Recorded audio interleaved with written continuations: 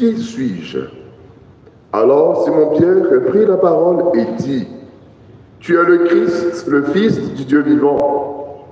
Prenant la parole à son tour, Jésus lui dit, heureux es-tu, Simon, fils de Jonas. Ce n'est pas la chair et le sang qui t'ont révélé cela, mais mon Père qui est aux cieux. Et moi, je te le déclare, tu es Pierre, et sur cette pierre, je bâtirai mon église, et la puissance de la mort ne l'emportera pas sur elle. Je te donnerai les clés du royaume des cieux. Tout ce que tu auras lié sur la terre sera lié dans les cieux. Tout ce que tu auras délié sur la terre sera délié dans les cieux. Alors, il ordonna aux disciples de ne dire à personne que c'était lui le Christ. À partir de ce moment, Jésus commença à montrer à ses disciples qu'il lui fallait partir pour Jérusalem, souffrir beaucoup de la part des anciens, des grands prêtres et des scribes, et être tué, puis le troisième jour ressuscité. Pierre, le prenant à part, se mit à lui faire de vifs reproches. « Dieu t'en garde, Seigneur, cela ne t'arrivera pas. » Mais lui, se retournant, dit à Pierre, « Passe derrière moi, Satan. Tu es pour moi une occasion de chute. Tes pensées ne sont pas celles de Dieu, mais celles des hommes. » Veuillez vous lever. Acclamons la parole de Dieu.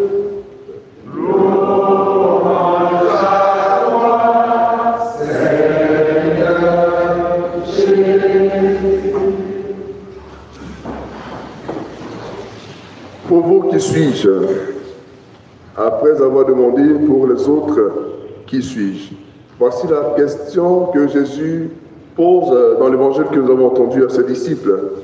Et toutes les fois où nous lisons cet évangile, une image me revient, une image de catéchèse à des enfants dans un village, où cette question a été posée. Pour vous, Jésus, c'est qui? Et puis, comme on voit souvent la catéchèse là, mon père, ma soeur, mon père, ma soeur, c'est le Messie, c'est le Seigneur, c'est le roi des rois. Et puis il y a un petit qui était assis tranquillement. Et puis à un moment, il lève sa main. Quand il prend la parole, il dit, Jésus, c'est celui qui nous supporte. C'est-à-dire, sa réponse sortait de l'ordinaire. Jésus, c'est celui qui nous supporte. Sortant de la bouche d'un enfant, c'était tellement profond à mon regard que cette question m'a toujours marqué. Cet enfant-là, il a répondu à partir d'une expérience personnelle avec Jésus. Il n'a pas donné les réponses qu'on donne ça et là. Mais c'est comme ça que Jésus attend que nous puissions répondre. Que la réponse que nous donnons soit une réponse d'une expérience personnelle avec lui, Jésus. Pas une réponse entendue forcément en catéchèse. Jésus, pour moi qui suis sportif, ça peut être mon entraîneur. Pour moi qui suis étudiant, ça peut être mon professeur. Jésus, c'est une personne, une expérience que chacun fait. Mais si je suis sportif et que je dis que Jésus est mon entraîneur, le sportif, il écoute son entraîneur. Il met en pratique ce que son entraîneur lui dit pour atteindre un résultat, n'est-ce pas? L'étudiant, il écoute ce que son professeur lui dit. Sinon, il ne va pas avoir de bonnes notes. Et il fait le retour de ce qu'il a retenu de ce que son professeur lui dit.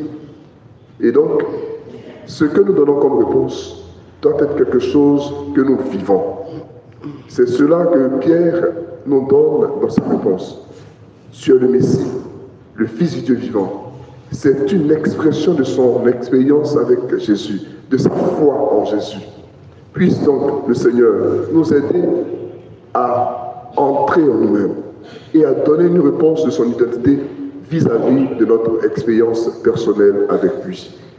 Pour toi, Akissi, pour toi, Kablan, pour toi, Kofi, qui est Jésus? Chacun est donc appelé à répondre à cette question.